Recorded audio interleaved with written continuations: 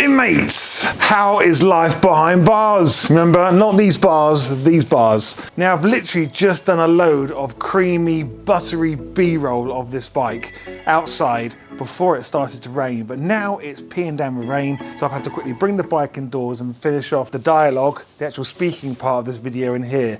But we're going to jump across to the bit I just did a minute ago where there was no audio, but we'll do some clever editing trickery so it looks like I'm still outside doing the video. But the bike is next to me. If I quickly run outside in the rain and show you before I break the camera. Here we go. It's this bike here. Now, if you saw the video I did last week of the triple black GSA with all the lights on there, well, this is not the same bike. This bike literally arrived the day after that one was collected. So this bike, he's not having lots and lots of lights. We're literally putting on some S4s, we're putting on a rear brake, we're putting on a sound bomb, and we're also putting on the K5 camera. But he hasn't stopped there because he's also gone even further with the power distribution. So he's got an eZCAN and a Cansmart because he had a Cansmart from his old bike and he asked if he could daisy chain that with eZCAN. So the answer is yes, you can daisy chain a Denali Cansmart with a Hex eZCAN. It's the same product, okay? I get asked this question a lot. It's the same product, you can just daisy chain them together, not a problem. Let me walk you around the bike and show you exactly what he's had done.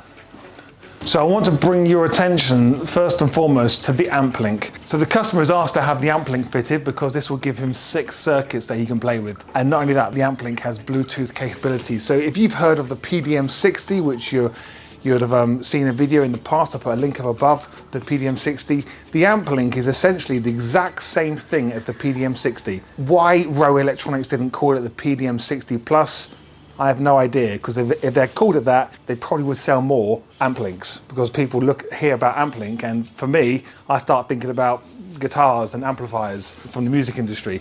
So an Amplink is a PDM60 with Bluetooth capability, so you can access all the circuits from your mobile phone. So what we've done on this bike is I have connected to the Amplink his Innov K5, and I've also connected his DIN plug on the front of the bike, so he's fitted his own DIN plug. Some of you may know, may not know, on the 21 model GSAs and the GSs, they move the DIN plug from the right hand side of the dash to the side next to under the seat, to the side of the seat, but he obviously still wants that DIN plug at the front, so he's fitted his own DIN plug at the front, and he's asked me to wire that underneath the petrol tank and put that directly to his Amplink, and he can program that Amplink how he wants. He can have it on constant power or he can have it on switch power. I've put it on switch power for him. And the third thing I've put on his Amplink is his phone charger. So he's got a wireless headphone charger. I'm not actually sure of the brand of this phone charger, but same again, he wanted it going to his Amplink, and I have configured that for him to turn on 10 seconds after he turns his ignition on. So that's the other wonderful thing with the Amplink. You've got multiple triggers. You can work a trigger off the ignition, you can work a trigger off the ground. You've got constant live. You can literally set any circuit up how you want. So if you wanted to, you could say, I don't want my phone charger to come on for 5 minutes after I turn the bike on. Why would you do that? I don't know. But it's quite good having the ability to say, please don't switch on for 10 seconds. So you've got time to turn your bike on, get it fired up, the engine's running, and then all the other items then switch on a little bit later. It's a good feature. But because he's got the Amplink, he can just log onto it using his phone and make these changes whenever he wants. You'll also notice with the Amplink that there are a lot of messy wires, and those of you who know me, I've got a bit of an OCD when it comes to neat wiring. Now, you're probably thinking, Steve, this is terrible. Why is it like that? Why have you left it like that? Reason being is because the customer's going to need access to those wires when he wants to fit on extra items. So if he wants to fit on some heated gear or something and he wants to use the 4th circuit, the 5th circuit, all he's got to do is just unravel those wires and he'll see circuit 4, circuit 5, circuit 6, and he can attach it easily or crop it to length how he wants. So I kind of got to leave them out there for him so he can use them. Then we're moving to the back, and this is where he's got his Denali Cansmart and his Hex eZCAN. So I can't remember the top of my head exactly what I put on what circuit, but he's got 2 S4s, he's got 2 S4s, he's got 1 sound bomb, he's got a rear light, so there's 4 circuits on one of them, And then he wanted to have the emblems on the side of the bike, but he wanted the emblems to be a white DRL, then flashing to amber, and he wanted it all to go through the eZCAN. So this will take up 3 circuits because one circuit is used across the 2 emblems to give you the white DRL, and then another 2 circuits are used, one each side, for the amber indicator.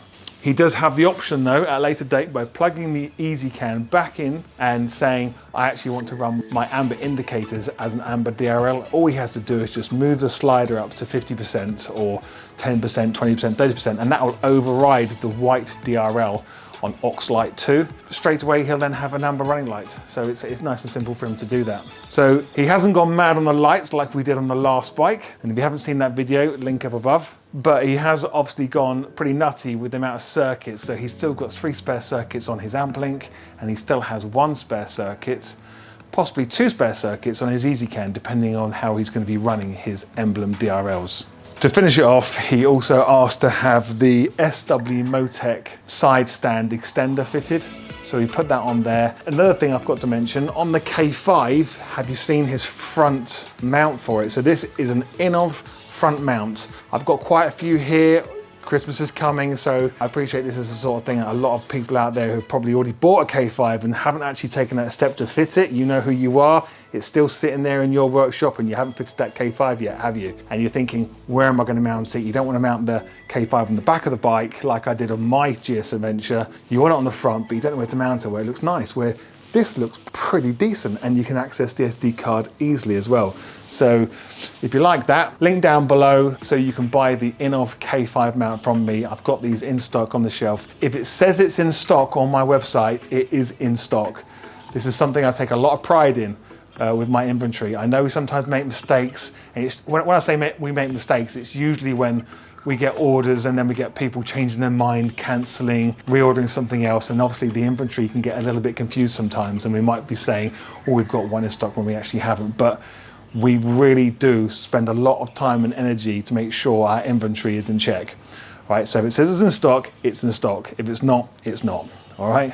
But if it's not, maybe ping us an email, just ask us, because it could be sat on the shelf and we just haven't updated that inventory. It's getting pretty hectic here. Hope you enjoyed this video. Sorry it's inside my messy, dirty, dusty barn. This is gonna be renovated soon. We've been here nearly a year and nothing's happened. And the reason nothing's happened is because of the amount of quotes of actually getting the renovation done. But we also have a bit of a technicality, because here in the UK, bats are a protected species, and throughout all our property, I'll show you a bird's eye shot of all our property, but every single roof in our property has got bats. And we've got about 3 different variants. When we do renovations here in the UK, you have to have a Batman, literally Batman.